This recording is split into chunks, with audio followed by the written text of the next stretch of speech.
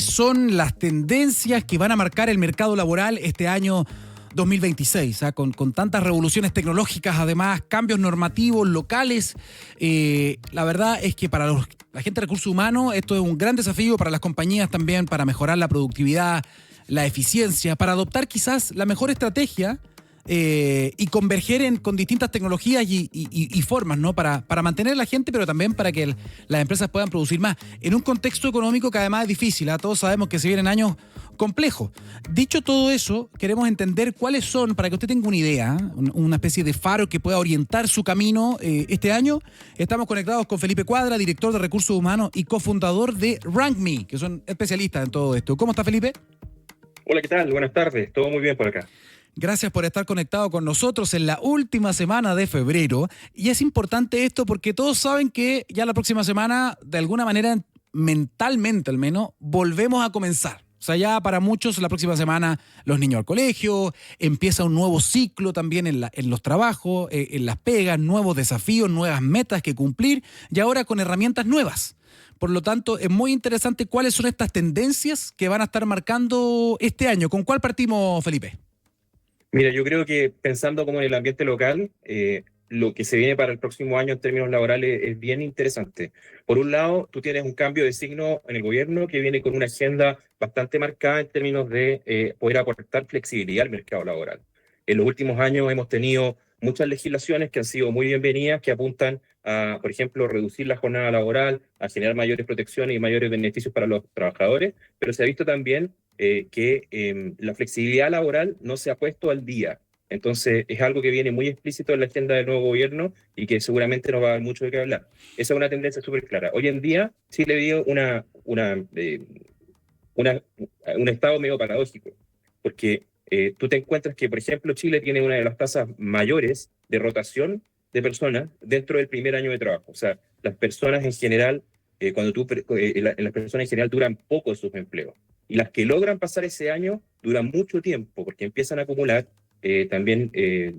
muchos beneficios sociales y el costo del despido también se encarece mucho. Entonces, tienes como esta distribución de los empleos que de repente es bien difícil de gestionar por las empresas y que hace que muchas personas como que se aferren mucho a sus trabajos y resistan este riesgo laboral que hoy en día está más vivo que nunca. Y es duro, me imagino, muy desafiante para quienes están entrando a esta población activa también, para los que empiezan a pedir empleo. Yo creo que es lejos lo más complicado, especialmente con el advenimiento de las herramientas de inteligencia artificial. Hoy en día lo que estamos viendo es que la inteligencia artificial está automatizando muy fuertemente todo lo que solían hacer los profesionales en sus primeros años. O sea, reportes simples, Claro. consolidación de datos, presentaciones, todo eso hoy día está siendo acelerado y reemplazado por la inteligencia artificial. Entonces yo creo que se viene bien difícil para los que están partiendo y dominar estas herramientas es clave para poder empezar tu carrera. Ahora, también lo que ha pasado, hace poquito estaba leyendo un estudio internacional que había hecho un barrido en algunos países desarrollados respecto de, perfecto, tenemos la revolución de la inteligencia artificial, que no muchas compañías logran entender bien dónde tienen que meter esto para que sea de manera estratégica, para que tenga sentido con lo que están haciendo. Y se ha invertido mucho, pero hay muchos que dicen, oye, no estoy viendo un retorno todavía, o sea, no necesariamente se ha traducido en una mayor productividad. Quizás aún no, quizás falta ordenar y entender mejor el proceso. Claramente hay un cambio de signo acá también. Yo creo que llevamos ya 3 años desde el advenimiento de la inteligencia artificial como algo que todos podemos usar. Herramientas como ChatGPT, Gemini, que han sido integradas en muchas organizaciones.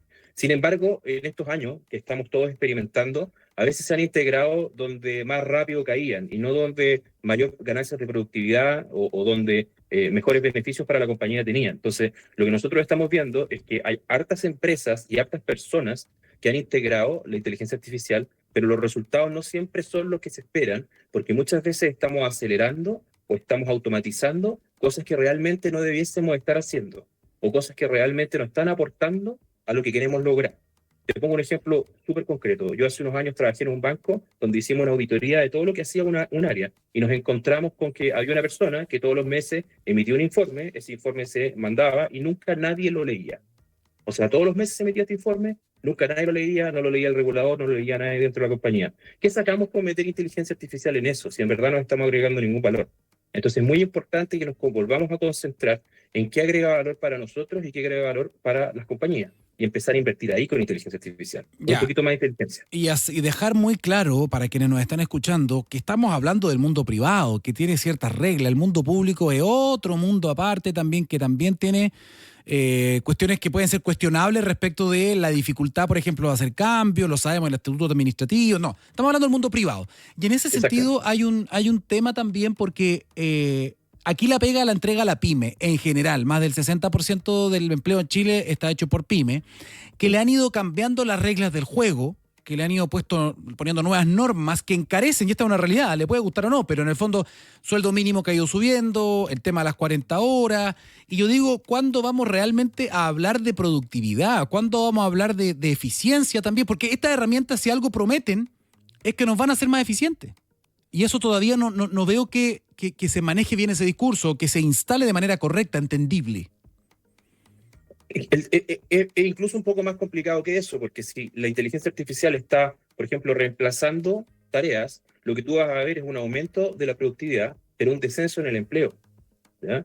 Entonces, el impacto de la inteligencia artificial dentro de las organizaciones y en la economía es un poquito más complejo de lo que parece a simple vista, y yo creo que esto lo vamos a ir viendo cada vez más en los años que vienen. Por ejemplo, durante la pandemia tuvimos un gran pic en los precios y en la demanda por personas que estaban capacitadas para ser programadores y desarrolladores de software. Esto, en el tiempo después de la pandemia, fue bajando, y con el advenimiento de los agentes de inteligencia artificial, hoy en día eso está yendo bien tensionado, y el costo para las empresas de ¿cómo se llama?, de estas horas de programación ha bajado.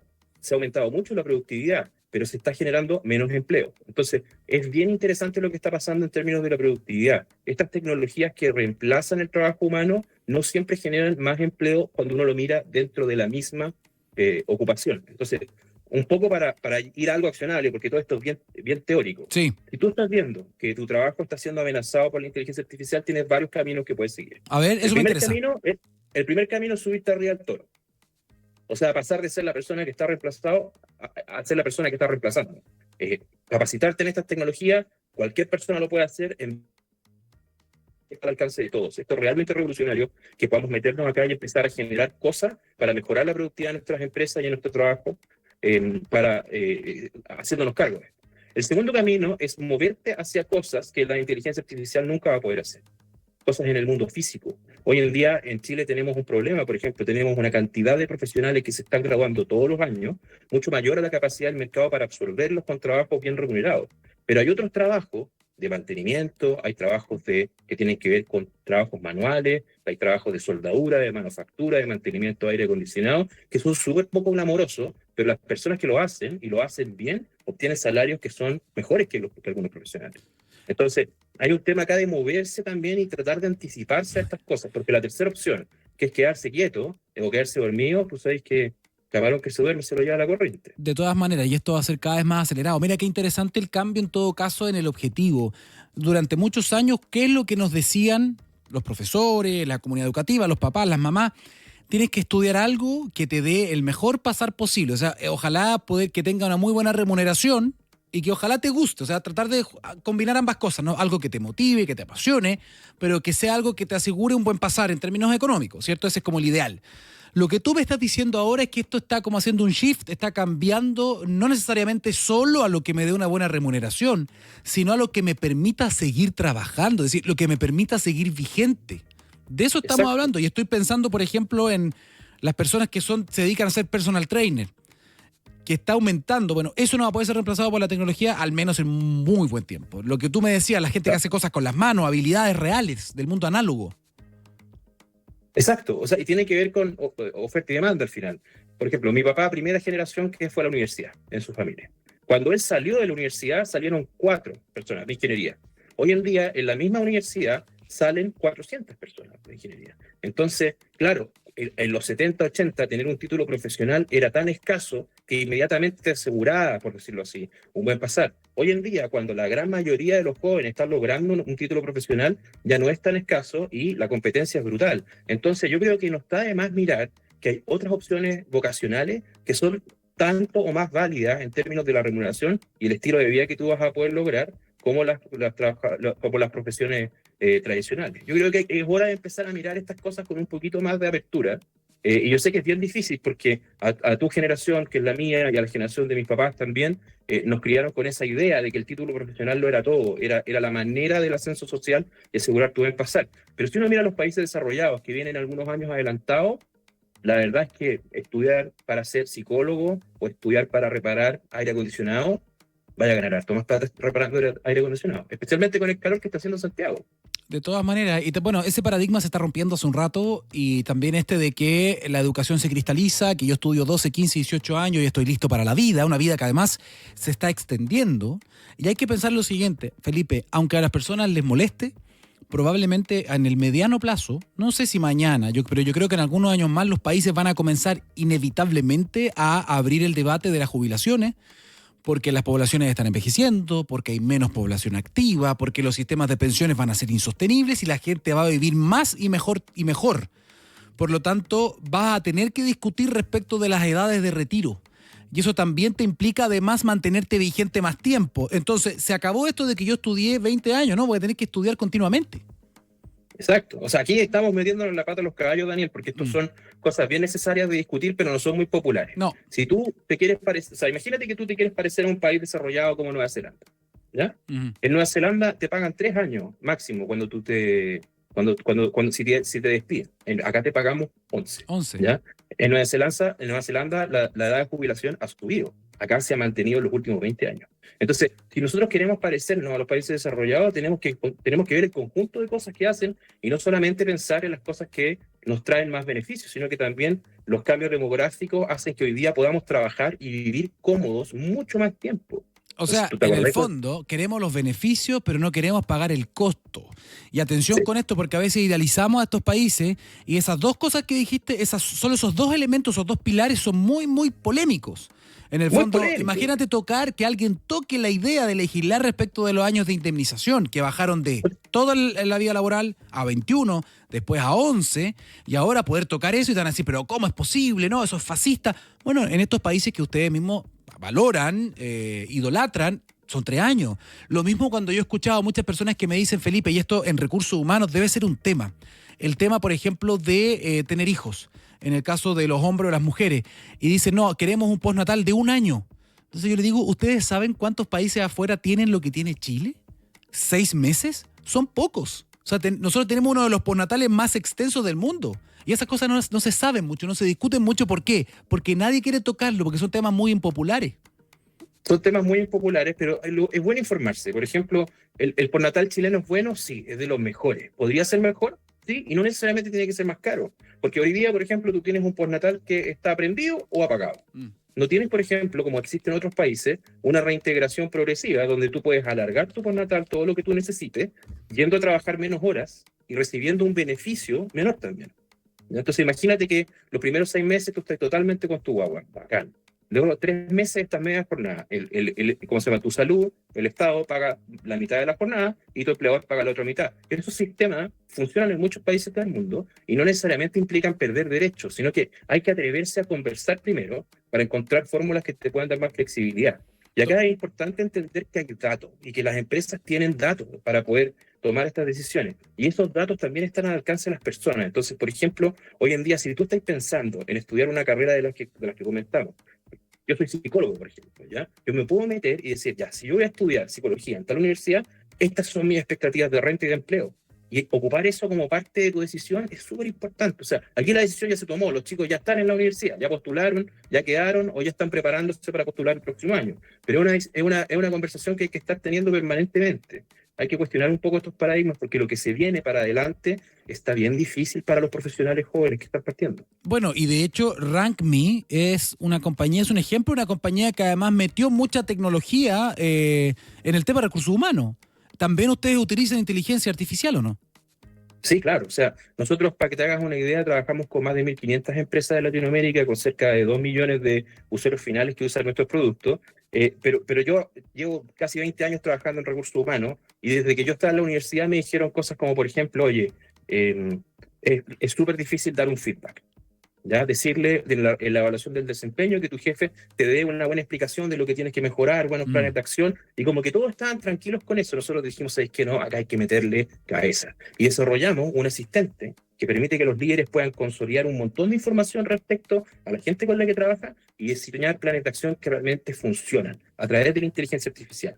Y eso lo estamos aplicando en la nómina, lo estamos aplicando en la capacitación para poder aprender más rápido, para que las personas puedan acceder a tomar vacaciones, pedir permisos, sin tener que pasar por un administrativo de recursos humanos directamente desde, por ejemplo, un chat de WhatsApp. Entonces, es increíble la cantidad de cosas que se pueden hacer hoy en día con la inteligencia artificial, pero hay que estar siempre dispuesto a mirar los dos lados de la moneda.